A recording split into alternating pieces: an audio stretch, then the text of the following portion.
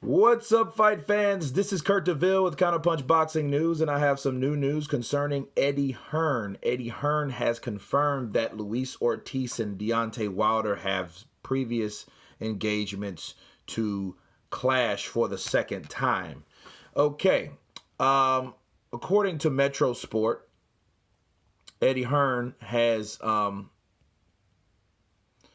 spoke with Ortiz's camp and the Cuban for fighting AJ if a deal for the unification cannot be agreed upon, okay?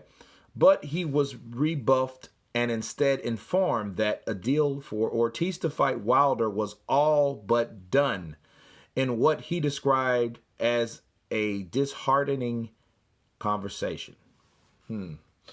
So, now, mind you, this was while they were trying to get a fight between AJ and Ortiz.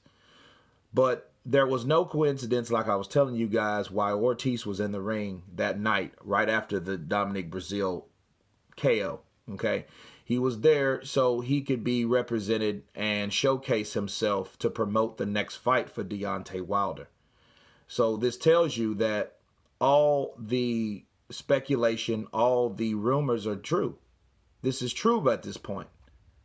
You know, when it will be confirmed, this pretty much seals the deal. If a deal is all but done and that fight hasn't even been made yet, so those negotiations had already started before. Now we see why Luis Ortiz could not, or his promoters was not going to accept a fight with Anthony Joshua, because if he'd have took that fight, that would have blocked Deontay Wilder's next opponent. See, his one main leg is Luis Ortiz. He is still the best fighter on his resume. Dominic Brazil proved nothing. Okay, Dominic was just a mere mandatory. Okay, but Luis Ortiz is the bread and butter, so he wants to use that same bread and butter to buff that record that he has. Okay, so Luis Ortiz was put in a bad situation. He still screwed himself out of a lot of money. So what it does come down to is this. Luis King Kong Ortiz, he is less likely to win a rematch because of his age. He looked old in that ring, guys. And I'm a fan of Ortiz, as you guys know, but he looked older. He looked like he was older. He looked like George Foreman when he knocked out Michael Moore. And George Foreman was at least 45, 8 years old when he did that. Okay, he was almost 46. And Luis Ortiz kind of looks like George Foreman, man. I'm sorry. Looks like one of his kids or something. You know, he might be Luis Ortiz Foreman. You know what I mean? But seriously, you know, he looks less likely to win a rematch due to his age. And the thing is, the most important thing for Luis Ortiz is getting a fair shake at what he could be compensated or should be compensated for. They should at least make a comparison of what Joshua and AJ was going to give him for a fight and give him at least half of that. So if they were going to offer Ortiz $7 million, he should get at least 3.5. That's only fair for the Cuban heavyweight contender.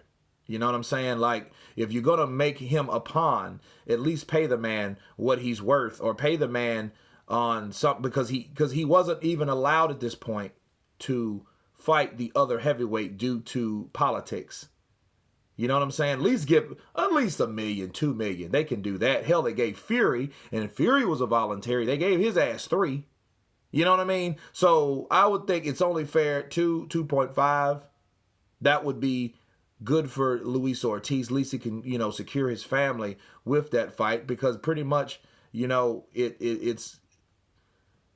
looks more like, now don't get me wrong, if when this fight gets announced, I'm going to be rooting for Ortiz, because again, I'm an Ortiz fan. But me knowing what I know about boxing and Deontay's style and these two guys' style, and Luis Ortiz, his aging, you know, due to his age, father time, I don't see him really winning a fight between him. I think it's not going to go.